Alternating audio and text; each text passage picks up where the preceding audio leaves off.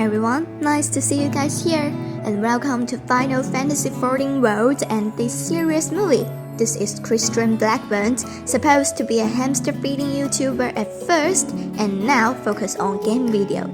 Well, that's quite a large span, but as a player from the Chinese server and have enjoyed the game from 2.0 version, I find the job that suits me the best in the way of playing all the jobs.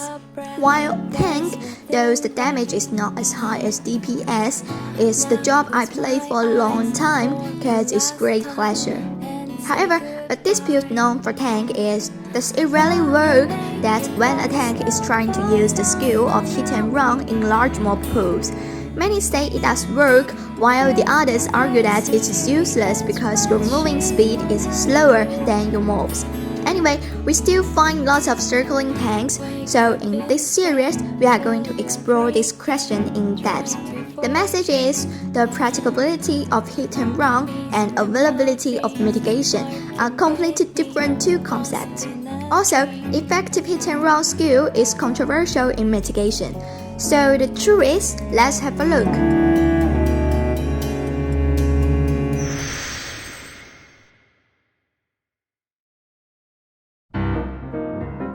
Hit and run refers to a ranged unit using the range advantage in order to keep a safe distance by invalidating the attack from melee while the moment of attack charging.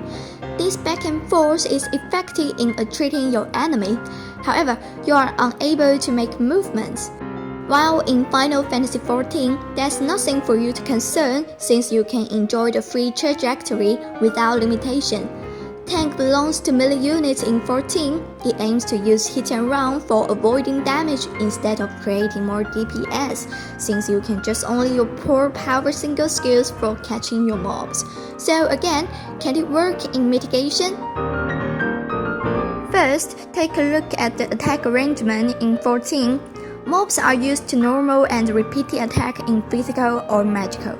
We define monsters in various types: melee attack units, ranged attack units, and units with both types. There is no need to use hit and run model for ranged units, and it seems that melee units is more common in dungeon. CD of normal attack is regular or affected by buff, and monsters will try their best to get into their available attack distance in their CD for next normal or special attack. Second will be the attack judgment in 14. As a game in the model of cloud computing, delay has always been an issue. The operation level is friendly and on average for 18-year-old young boy and also 30-year-old single man. Affected by the server, 14 cannot do precise judgment in real time as Monster Hunter. Following by the form of snapshot, no matter whether you have gone out of the range or not, you will still be hit in the moment as long as you are in range distance when it begins to judge, which means the moment is not in real time. Sometimes you will even find that your pools are trying to hit you in the air.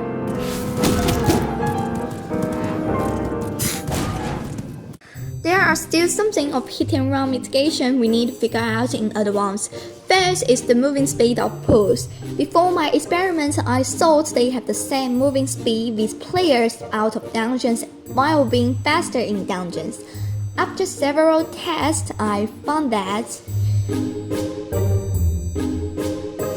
in most cases, pools are slower or equal to players beside dungeons, while in dungeons they will be faster or equal. I am sure some cases are beyond these situations. Second is the size of pools. It is known that bigger the size, wider the attack range. For example, you can definitely throw away pools like the size of Lalafell, but when you have trouble with pools like mobile size, no doubt you will be kissed by lovely mobile. However, the moving speed of bigger size monster will not be faster, just like the differences between the sense of feeling of slower Rojandin and faster Lalafell. Finally, we come to attack features of mobs, like a long turn standing without doing anything after their attack movement, unavailable moving when they are loading skills, model themselves on players, etc. Based on these reasons, we can get a clear conclusion that the hits on your mobs are not always effective since you can throw them away without turning back. In this way, we extend CD of our pulse in disguised form. Meanwhile, we can have an ideal mitigation. Come to see the actual combat. The dungeon I choose is Doma Castle with 30 normal regular pulls at the beginnings, Paladin for tank and White Mages for healers. Test is conducted in the conditions that White Mages would just use Cure the Second for healing, and Paladin will not going to use any defensive. Also, DPS would stand nearby just for watching. So, how long the Paladin will survive in hit-and-run model compared with standing without any movement?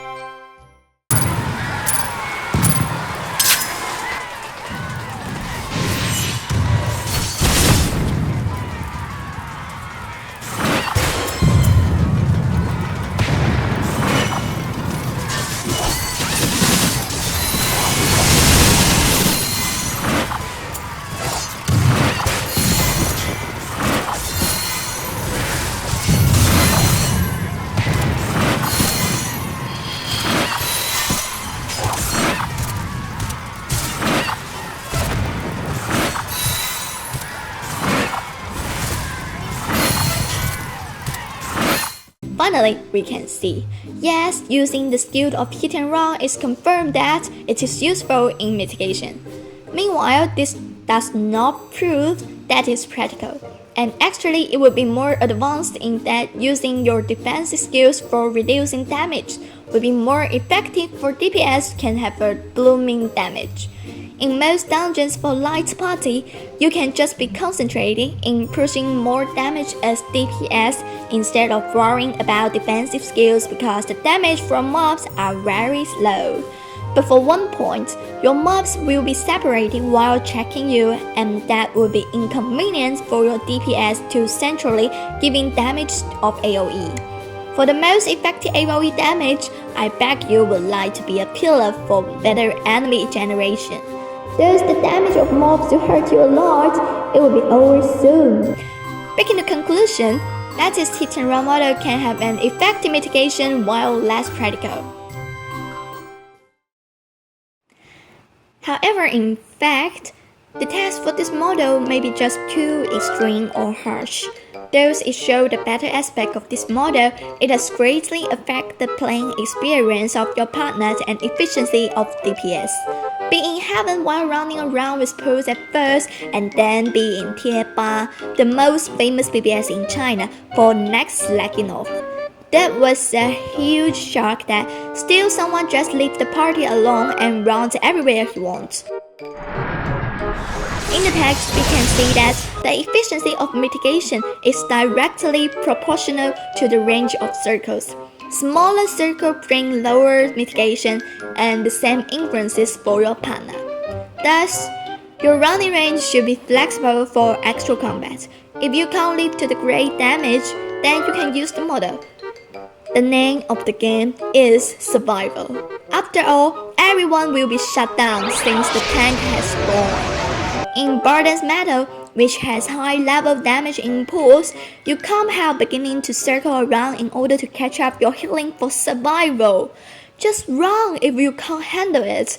That's the talent we're given from birth. In Expansion 5.0, the skill for preventing mobs knockback and drawing effect can be better in slowing down the mobs. Once it takes effect, pulls will be given a 20% mitigation lasts for 15 seconds. We used to make it for the first large mob pulls, which means it is still in CD while we have second large group of enemies. If your party has the DPS who is favor of catching the pulls at once, you will be better turn on your arm's length, or be a DPS in blue job for ensuring the pulls can be moderate. Attention! When you're in the cover of Paladin, your arm's length will be new for slowing down. Well, this risk is getting no healing at all. So a small circle for hit and run is equal to a free arm's length. A big circle is triple the effect. Meanwhile, if we use the true arm's length... Also, here we have to mention about the magical sprint. When you use sprint for your running, you can be impervious for damage.